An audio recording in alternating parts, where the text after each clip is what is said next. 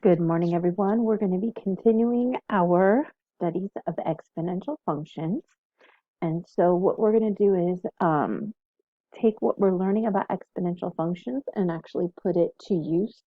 So we're going to talk about exponential growth and decay. So we said growth is when something's growing. For example, when the virus was spreading in New York, it was growing in exponentially.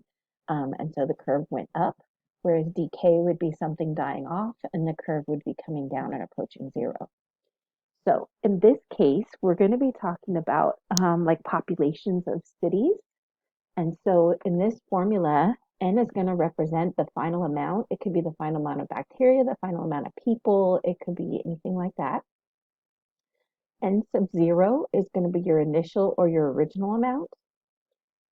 T represents the number of time periods. So for example, if you say that every year the population grows a certain percent, then after 5 years, there would be 5 time periods. Whereas if you're talking about like mitosis, you might say every 15 minutes a cell splits. And so if it's 45 minutes, that would be 3 time periods. So that's what that means by number of time periods. So R is the rate of growth or decay.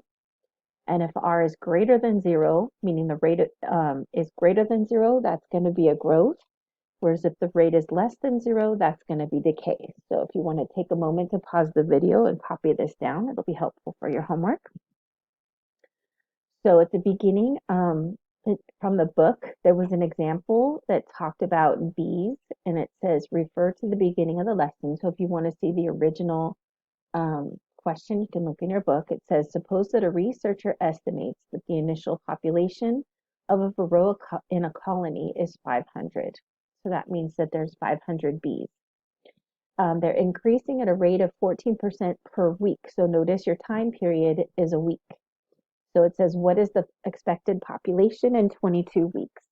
So notice our initial amount, N sub 0, is 500. Our rate is 14%, so that's 0.14 as a decimal. And then our time, the number of time periods is 22 because there's been 22 weeks. So if we plug all that into the calculator, we would get 8,930.5 bees, but since we can't have half of a bee, we would estimate that to be 8,931 bees in a colony after 22 weeks. All right, so looking at this problem, it's saying that an area of North Carolina known as the Triangle is principally composed of the cities of Durham, Raleigh, and Chapel Hill. The Triangle had a population of 700,000 in 1990. And it says the average yearly rate of growth is 5.9%. And we want to find the projected population for 2010. So obviously this is an older question and we've already gone beyond 2010, but imagine if you were somewhere in the middle of those years. So the formula was that the new amount is going to be the original amount times 1 plus the rate as a decimal to the power of t, which is the number of time periods. So in this question, my original amount of people is going to be 700,000. My rate of growth is 5.9%. So remember, if we write that as a decimal, we're going to move it 2 places to the left. So we get 0.059. And then the projected population to 2010. So the number of time periods is going to be 2010 minus 1990. And that gives us 20 years. And so that's going to be our number of time periods because the time period is yearly. So if we plug all this in, we get 700,000 times 1 plus 0.059 to the power of 20. And we can simplify that more if we want, or we could just plug it straight into our calculator. So I'm going to do 700,000 times parentheses 1 plus 0.059, close that. And then remember that this little caret button right here is to the power of 20. And we get that the population is going to be this amount. So it's going to be 2,203,000 13.9, but it can't have 0.9 of a person. So we're going to round that up to 14, and that's going to be people. If you wanted to be fancy, since the question did have a bunch of words, we should say something like the population of the triangle would be 2,203,014 people in 2010. So this next formula about compound interest is actually near and dear to my heart. So when I was 16 years old, I crashed my stepmother's first car, and she still loved me. But anyways, so I had to borrow money from my dad to replace the car. So luckily it was 1987 or 88. I think it was 1988. And so I could find a used car for $2,000. So he said, I'm going to loan you $2,000, compounded uh, quarterly at 4% interest, so that way when you pay me back the money, it's as if the money never left my bank account. And so I was actually taking math analysis at the time and opened up my math book and looked up the formula to find out, did I want to pay him over 2 years or did I want to pay him over 3 years? Depending how much money I wanted to pay per month with the job that I have. So I actually used this formula when I was a senior in high school. So if you notice, this is very similar to the previous problem. So P is going to stand for the original amount. One second. So A is going to be our final amount. P is going to be our principal or our initial amount, just like the n sub 0. R is going to be our annual rate of interest as a decimal. But because it's compounded, n is going to represent the number of times per year that the interest is compounded. So that's why the R is divided by n. And then T is going to be the time in years. So if they give you months or days or anything, you're going to have to divide that into years. So an example from the book says determine the amount of money in a money market account, providing an annual rate of 5% interest compounded daily. If Marcus invests $2,000 and left it in the account for 7 years. So what that means is we're starting with $2,000. We have a rate of 0.05, which is 5% as a decimal. And then because it's daily, the number of times per year we're going to be compounding is 365. We're just thinking of a traditional year. So that goes in the two places for the n, and then the time is 7 years. And so when we plug it into the calculator, we're going to get this amount. But remember that we're talking about money, so you're always going to run around to the penny. And in this case, it looks like they rounded down because the bank doesn't want to pay you more than you deserve. They're going to pay you less than you deserve. So take a moment to read this question and see if you can come up with what each of the variables represents. So pause the video and go ahead and do that. So in reading the question, we've got a rate of 4%.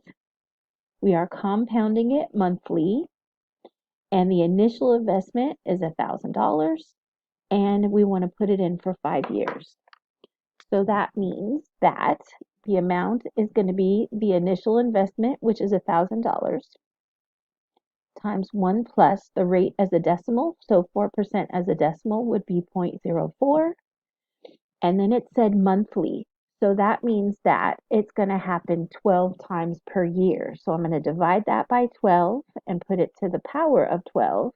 And then that's for 5 years. So when you do this in your calculator, you want to put parentheses around that exponent. So we're going to type in 1,000 times parentheses 1 plus 0.04 divided by 12. Close the parentheses, power button, and then parentheses again, and then 12 times 5. Close that, and we get $1,220 and 99.6 cents. So you could either leave that as 99 like the book did, or we could call that $1,221 if we rounded it up. So I would accept either one of those since the book did that weird rounding down thing. Okay, So that's how much money they would have. If you wanted to figure out how much interest they earned, you would just take this one, this amount of $1,221 and subtract the initial thousand. So it's about $221 that they earned in interest. All right, so again, take a moment to pause your video and see if you can answer this question. So this question's a little bit different because it's asking how much money will be invested. That's actually your principal amount. And so it says he wants to have $20,000 when he's done. So that's going to be the final amount. And that's going to be after 15 years. So that's going to be the time. And it says he can earn 5% and they're compounding it quarterly. So the 5% is R and compounded quarterly. So quarterly means split something into 4 pieces. And so that means 4 times per year. So if A is equal to P times 1 plus R over N to the NT power, that means that we want $20,000. We're looking for the principal amount that I want to invest, and it's going to be 1 plus 5% as a decimal is 0.05 over 4 times per year, and then that's to the power of 15 times 4, or 4 times 15. Okay? So we're actually going to divide by this, and so we're going to say that P is equal to 20,000, and I don't want to round early because I'm dividing by this, so then I've got 1 plus 0.05 over 4 to the, and if you want to go ahead and call that 60, that's fine, or you could say 15 times 4.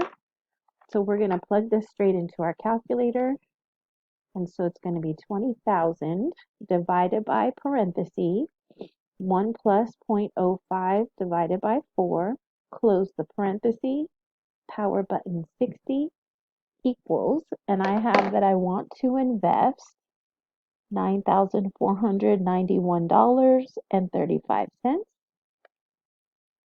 And so if I invest that at 5% compounded quarterly, I should have the right amount after 15 years.